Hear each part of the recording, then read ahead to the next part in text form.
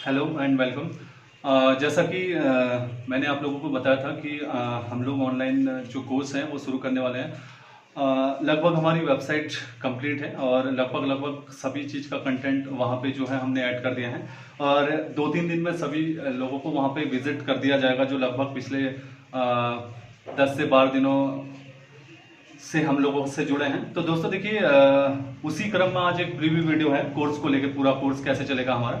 तो देखिए दोस्तों, सबसे पहले मैं आपको बताना चाहूंगा यूके पाठ्यक्रम। आपको जैसा कि पता है कि वर्तमान में जितने भी ग्रुप सी के पेपर है वो यूके बोर्ड गवर्नमेंट के द्वारा 2014 में बनाया गया था। वही बोर्ड जो है तब से जितने भी ग्रुप सी के पेपर हो रहे हैं उन सबको कंडक्ट करवा रहा है। तो देखिए दोस्तों, सबसे पहले आज के टाइम पे ग्रुप सी का जो सिलेबस है वो सिलेबस हम समझने की कोशिश करते हैं। देखिए सबसे पहले सिलेबस, जैसा कि सभी को पता है कि 100 नंबर का पेपर होता है। 100 नंबर में देखिए सबसे पहले हिंदी जो है आपकी 20 नंबर की रखी गई है उस सिलेबस के अनुसार। दूसरा उत्तराखंड, देखिए दोस्तों यहाँ पे 40 अंक लिखा है मैंने, कई बार ये 35 से 40 के बीच में हो जाती है तो ऊपर नीचे हो जाता है इसमें। तीसरा देखिए जीएस जो है वो 25 नंबर की होती है। इस बार करंट अफेयर जो आपका लगभग लास्ट के 2-3 पेपरों से हो रहा है, फॉरेस्ट गार्ड और अदर पेपर उठा के देखिए 5 से 6 नंबर की करंट अफेयर आ रही है।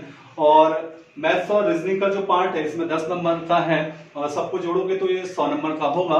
तो हमारी पूरी जर्नी 100 नंबर की जो होगी, जो हमारा पूरा सिलेबस रहेगा 6 मंथ का, वो इसी 100 नंबर पे ही रहेगा। और मैं आप लोगों को बताऊंगा कि कैसे हमें 100 नंबर में कम से कम 70 से 80 नंबर के बीच में एंट्री लेनी है, क्योंकि 70 से 80 नंबर के बीच में एंट्री लेने में ही हम कहीं ना कहीं अपनी सफलता की ओर बढ़ेंगे। क्योंकि 70 आपको पता है कि नॉर्मल 70 तो लाने ही हैं किसी को भी, चाहे आप ये मत सोच के चलिए कि सीटें ज्यादा है। बाई सपोज करिए कि कल के दिन में अगर 10 सीटें हो, है ना, तो वो वाली कंडीशन है।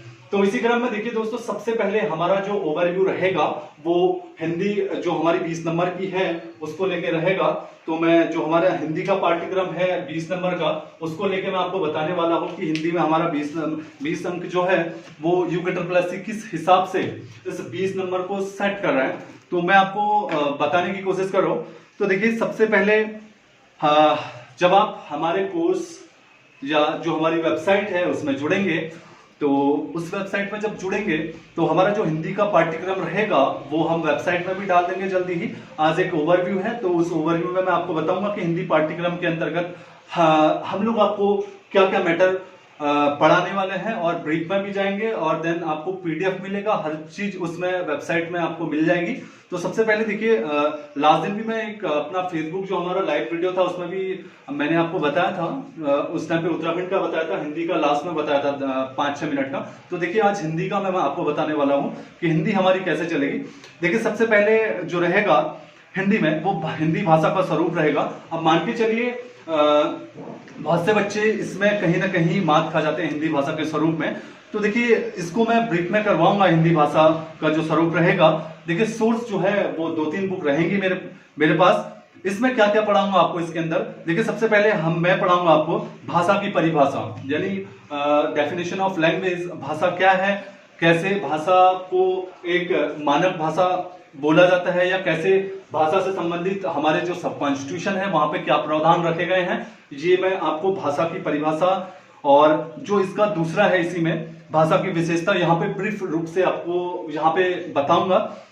इसके बाद इसी में एक और हमारा जो पार्ट रहेगा इस लेसन में, वो तीसरा पार्ट रहेगा हमारा हिंदी भाषा का संक्षिप्त परिचय, यानी कि इंट्रोडक्शन जो रहेगा पूरी हिंदी भाषा का, वो मैं आपको हिंदी भाषा का स्वरूप के अंतर्गत करवाऊंगा। दूसरा जो हमारा लेसन रहेगा वो रहेगा वर्णमाला का।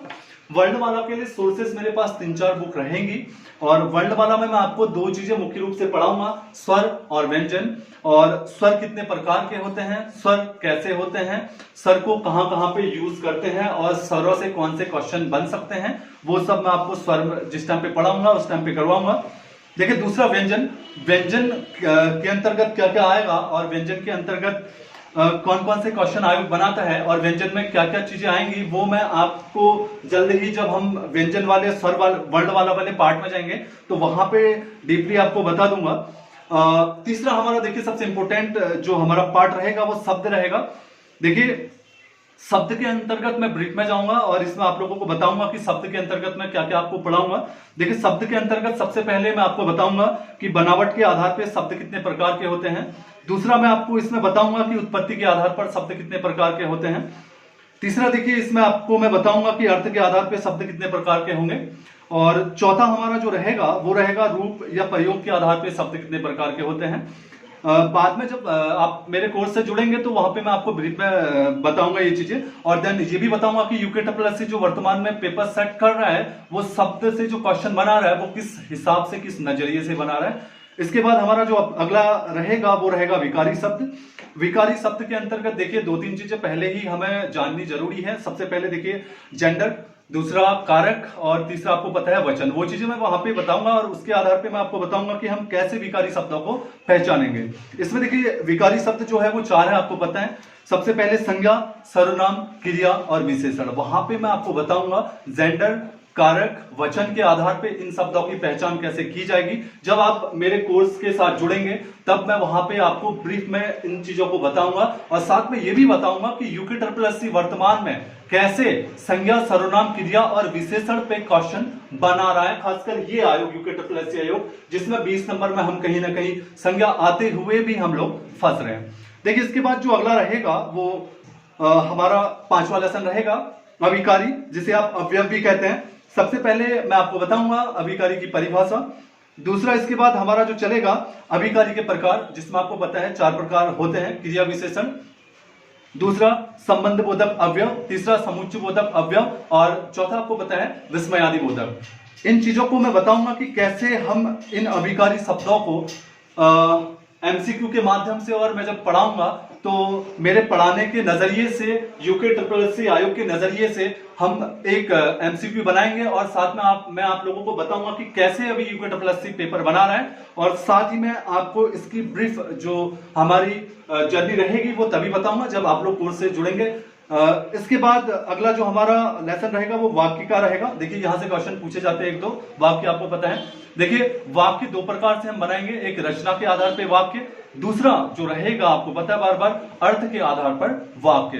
तो मैं जब हम कोर्स में चलेंगे धीरे धीरे तो वहां पे मैं आपको इसकी पीडीएफ भी अवेलेबल करवाऊंगा, देन नोट्स भी आपको जो रहेंगे पूरे 3-4 किताबों से मिक्स करके वो मैं आपको दूंगा। और तीसरा यूके के द्वारा किस तरीके से आज तक जो उसने 7-8 पेपर कंडक्ट करवाए हैं, सीचपाल से लेके अब तक की बात कर रहा हूं, उसमें कैसे वाक्यों को पूछा गया है वो भी मैं बताऊंगा और इन फ्यूचर कैसे क्वेश्चन बना सकता है वो भी मैं आपको बताऊंगा। देखिए इसके बाद हमारा संधि रहेगा, वेरी इंपॉर्टेंट। बहुत से लड़के यहाँ पे कंफ्यूज हो जाते हैं। देखिए संधि जो रहेगी ये मैं आपको बताऊं, पूरे हिंदी में जो मास्टर रहा हूं और सबसे बढ़िया मुझे जो आती है, मैं आती तो सभी चीजें लेकिन संधि, क्योंकि बहुत से लोग कंफ्यूज हो जाते हैं। एक बार संधि पढ़ोगे तो उसके बाद आप कभी संधि नहीं भूलोगे। इसमें 3 प्रकार की होती है। सबसे पहले स्वर संधि, व्यंजन संधि, विसर्ग संधि। आपको पता है कि स्वर संधि जो होती है वो 5 प्रकार की होती है। व्यंजन संधि में बहुत सारे रूल लगते हैं जिसके माध्यम से जो एक छात्र होता है उसे पता नहीं चल पाता कि कौन सा इंपोर्टेंट रूल है और कौन सा नहीं है। अब मान के चलिए कि व्यंजन संधि में कम से कम 29 से 30 रूल होते हैं, लेकिन हमें ज्यादा नहीं पढ़ना है, हमें बस 8 से 10 रूल पढ़ने हैं जो आयोग उठा के पूछ रहे हैं। वैसा ही विसर्ग संधि है, उसमें भी कम से कम मान के चलिए कि 20 से 25 रूल है, हमें सिर्फ 8 से 10 रूल पढ़ने हैं जो इंपोर्टेंट है। ठीक है, अगला हमारा समास चलेगा। आपको पता है यहां से एक क्वेश्चन पूछा जाता है। सबसे पहले हम समास और संधि में देखेंगे, मतलब समास किसे कहते हैं और संधि किसे कहते हैं। हम हिंदी को जो होगा वो कनेक्शन के तहत पढ़ेंगे, क्योंकि संधि और समास, देखिए संधि जहां पे 2 वर्णों के मेल से बनती है, समास वहीं पे 2 शब्दों के मेल से बनती है। तो दोनों जगह आता है। तो कई बार बच्चा जो होता है वो कंफ्यूजन का शिकार होके संधि को समास की परिभाषा दे देता है और समास को संधि की परिभाषा दे देता है। तो इसी प्रकार से जब मैं पढ़ाऊंगा तो ब्रीफली पढ़ाऊंगा, आपको डेप्थ में जाऊंगा और इसमें आपको मैं सबसे पहले समास की परिभाषा और उसके बाद समास के जो भी प्रकार है वो मैं आपको बताऊंगा। और वहां पे जो हमारे समास में जो आपको पता है कि समास में जो हमें उलझन होती है, मतलब कंफ्यूजन होता है, वो सब डाउट जो होंगे वो मैं वहीं पे क्लियर करवाऊंगा। अगला जो हमारा कोर्स रहेगा का पार्ट रहेगा वो रहेगा उपसर्ग। देखिए बहुत इंपॉर्टेंट है। उपसर्ग कैसे आप एकदम से सीखेंगे, देखिए उपसर्ग और प्रत्यय हमारा रहेगा, और उपसर्ग और प्रत्यय दोनों को सीधा ब सीधा लिंक करवाऊंगा मैं आपको किससे, संधि से, क्योंकि उपसर्ग और प्रत्यय हमें तभी पूर्णतः क्लियर होंगे जब हमारी संधि क्लियर होगी। तो मान के चलिए कि संधि बहुत इंपॉर्टेंट है। यहाँ पे उपसर्ग में जब हम चलेंगे तो उपसर्ग की परिभाषा, संस्कृत भाषा के उपसर्ग, हिंदी भाषा के उपसर्ग, वो मैं आपको पढ़ाऊंगा। अगला जो रहेगा वो प्रत्यय वाला पार्ट रहेगा हमारा। इसमें हम सबसे पहले प्रत्यय की परिभाषा पढ़ेंगे, उसके बाद प्रत्यय के प्रकार पढ़ेंगे या भेद पढ़ेंगे, वहां पे मैं आपको बताऊंगा। उसके बाद देखिए हमारा जो अगला कोर्स रहेगा हिंदी का, वो रहेगा रस का। थोड़ा बच्चों को टफ होता है, मैं आपको इजीली पढ़ाऊंगा। देखिए रस में हम 5-6 चीज करेंगे। सबसे पहले रस की परिभाषा, फिर विभाव, फिर अनुभाव, फिर संचारी भाव, फिर स्थायी भाव, देन फाइनल में आएंगे हम जो रस के प्रकार है। जैसे देखा होगा आपने शांत रस, ये रस जो देखे होंगे 8, 9, 11, वैसे जो रस है वो 8 है, और भरत मुनि ने जो 8 क्या दिया है, एक शांत रस जो बाद में जोड़ा गया, तो उसे हम 9वां रस मानते हैं। तो यहाँ पे जो भी जितने भी हमारे रस है वो मैं आपको ब्रीफली या डीप में मैं पढ़ाऊंगा। इसके बाद हमारा अगला रहेगा अलंकार। देखिए अलंकार से क्वेश्चन पूछे जाते हैं।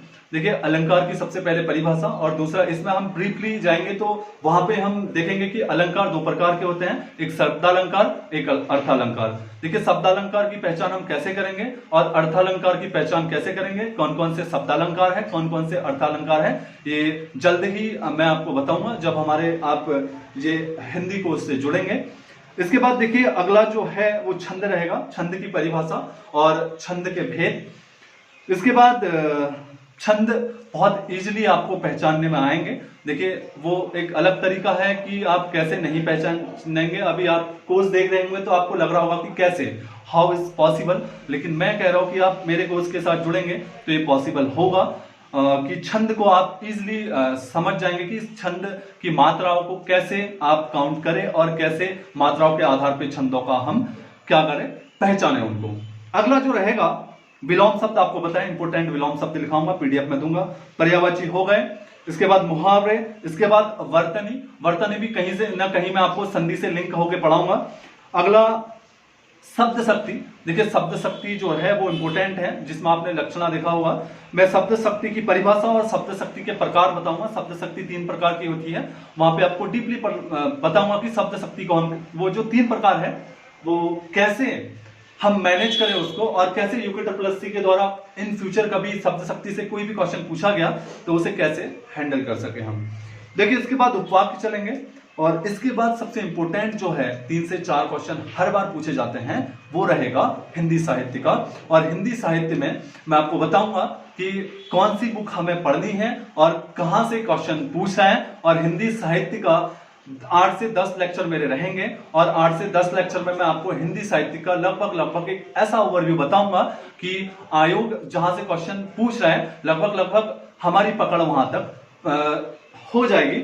और इसके बाद फाइनल में आपको यही कहना चाहूंगा कि बहुत सारे लोग कंफ्यूज में होंगे कि हिंदी आज के टाइम पे एक जो आयोग के सामने नहीं, मतलब आप कह सकते हो कि एक छात्र के सामने आयोग जो प्रस्तुत कर रहा है हिंदी के 20 क्वेश्चनों को, कई लड़के 8 से अच्छे खासे जिनको हिंदी आती है 8 से 10 क्वेश्चनों में वो लगभग 8 से 10 क्वेश्चन ही वो सॉल्व कर पाता है। मोस्टली 8 से 10 क्वेश्चन उसके गलत हो जाते हैं।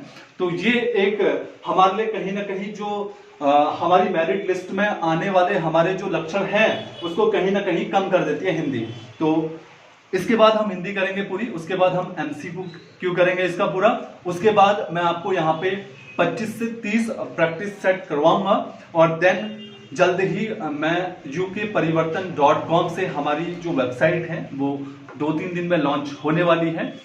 सैटरडे तक मैं सभी लोगों को जोड़ लूंगा जो भी मेरे साथ जुड़ने वाले हैं, और मंडे से हमारी जो है गूगल मीट का जो एक पैकेज है वो मैंने ले लिया है। सभी लोगों को एक कोड में दे दूंगा, तो गूगल मीट से हम लोग पढ़ेंगे। उसमें देखिए मैं आपको बता रहा हूं हमारा कोर्स ऐसे ही रहेगा। Hindi 20 number, Uttarakhand 40 number, then GS 25 number, current affair 5 number, maths और रीजनिंग 10 नंबर, 100 नंबर। तो वो जो हमारा कोर्स से जुड़ोगे तो हम लोग 100 नंबर का पूरा कोर्स करवाएंगे, और 6 मंथ का हमारा कोर्स रहेगा। कोर्स जो टाइमिंग रहेगी वो सुबह 7:30 बजे से 9:30 बजे तक लाइव रहेगा, और कोर्स जो चलेगा देखिए कोर्स जो चलेगा वो 6 मंथ का चलेगा और प्रत्येक स्टूडेंट जो फीस रहेगी वो 2000 रुपये रहेगी। कल या परसों मैं आपको बता दूंगा कि कैसे पेमेंट करना है और कैसे हमारी वेबसाइट के साथ जुड़ना है और आपको ज़्यादा दिक्कत नहीं होगी। बस जल्द ही मैं कल या परसों आपको वेबसाइट के बारे में सब चीज़ बता दूंगा। तो इसी के साथ मैं आप लोगों से विदा चाहता हूं और कल फिर दूसरे एक कल नहीं परसों में उत्तराखंड का जो प्रॉस्पेक्टर हमारा पूरा है उसको लेके आऊंगा और परसों मैं आपको बताऊंगा कि उत्तराखंड में हमारा क्या चलेगा, कैसे जर्नी रहेगी। ये मेरे द्वारा तैयार पाठ्यक्रम है और इसके बाद जो दूसरा होगा परसों वो उत्तराखंड का होगा। और मैं इतना तो बता रहा हूं कि UKSSC के पैटर्न के हिसाब से एकदम मैंने उसी के हिसाब से बनाया है और परसों मैं आपके सामने उत्तराखंड का जो हमारा पाठ्यक्रम है वो पेश करूंगा। आज के लिए थैंक यू।